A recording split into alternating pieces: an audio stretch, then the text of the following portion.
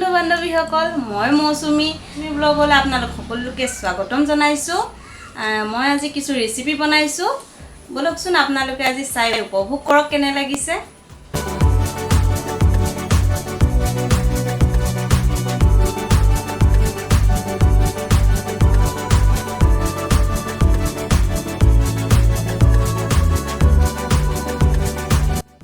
এয়া মাছ মই ধুই মেলি ললো।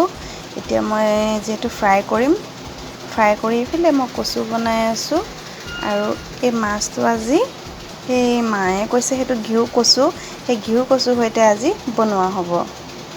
আৰু মাছটো ফ্ৰাই কৰাৰ আগতে মই কেইটামান পাঁচফোৰণ দি দিওঁ, মানে ভাল লাগে দিলে, তাৰ সোৱাদটো অলপমান বেলেগ হয়। এয়া সকলোবোৰ মাছ মোৰ এনেদৰে ফ্ৰাই কৰা হৈ গৈছে। মাছটো ভাজা যেহেতু মোৰ হৈ গ'ল, এতিয়া লগতে মই ফ্ৰাই কৰি আছোঁ আলু, যেহেতু কচুটোৰ লগত আলু অকণমান দি দিলে খাই ভাল লাগিব। অকণ ৰঙচুৱা কৰি দিছোঁ, দেখিবলৈও ভাল লাগিব। জলকীয়া আৰু পিঁয়াজ মই এনেদৰে ভাজি আছোঁ। আৰু এটা বনাম মই মিছা মাছ কেইটামান লৈছিলোঁ, ধুই মেলি থৈ দিয়া হৈছিল। এনেদৰে ইয়াতে মই দি দিম এতিয়া।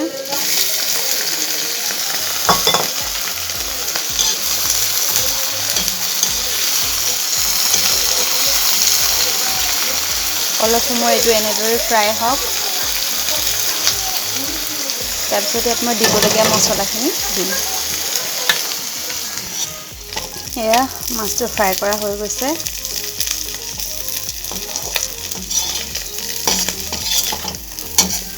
কেনেকুৱা হৈছে বাৰু জনাবচোন মোক কমেণ্ট বক্সত। আৰু এনেদৰে আপোনালোকেও কেতিয়াবা বনাই খাবচোন, খুবেই ভাল লাগে। মাছ আৰু আলু সকলোখিনি ফ্ৰাই কৰা মোৰ হৈ গৈছে। এতিয়া মই পিঁয়াজখিনি ভাজিম।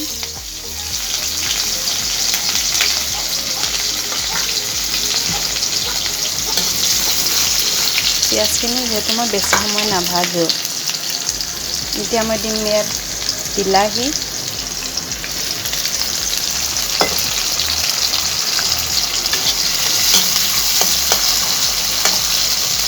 কিছু সময় ভাজিম মই। এনেদৰে 1 মিনিটমান সময় পিঁয়াজ আৰু বিলাহীখিনি ভাজা হৈছে। বিলাহীখিনি প্ৰায় ভাঙি গৈছে। এতিয়া ইয়াতে দিম মই কিছু পৰিমাণৰ সৰিয়হ, জিৰা, আদা, নহৰু, ৰেড চিলি আৰু আপোনাৰ হালধি।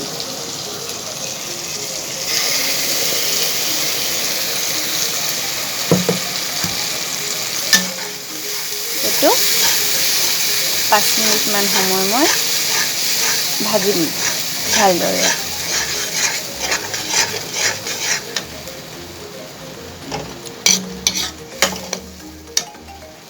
মছলাখিনি প্ৰায় ৰঙচুৱা যেন হৈছে। 5 মিনিট অৱশ্যে নালাগে, 3 মিনিটমান সময় লাগে। ভালদৰে ভাজি লৈছোঁ। এতিয়া ইয়াত মই দিম এয়া হৈছে ঘিউ কচু।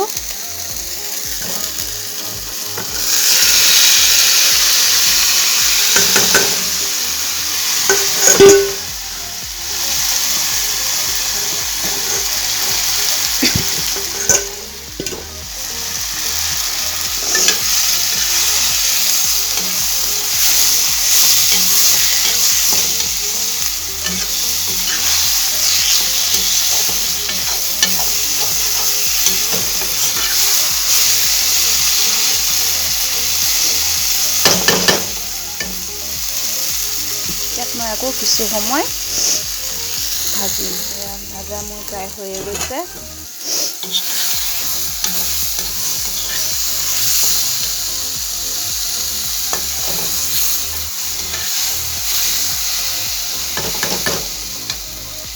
ইয়াত মই দি দিম কিছু পৰিমাণৰ পানী।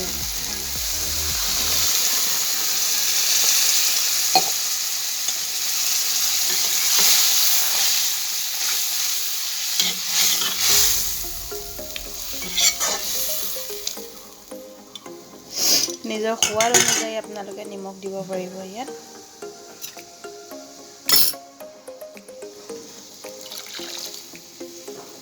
আপোনালোকে দেখিছে প্ৰায় চব্জি উতলি আছে মোৰ। এতিয়া মই দিম ইয়াত ফ্ৰাই কৰি থোৱা আলু,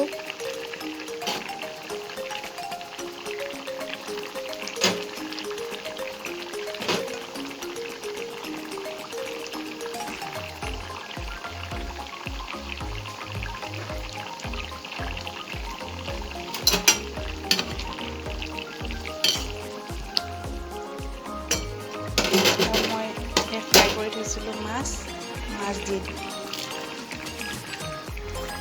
এতিয়া মোৰ বনোৱা মেলা হৈ গৈছে। মই অৱশ্যে লৰালৰিলৈ বনাবলগীয়া হৈছে।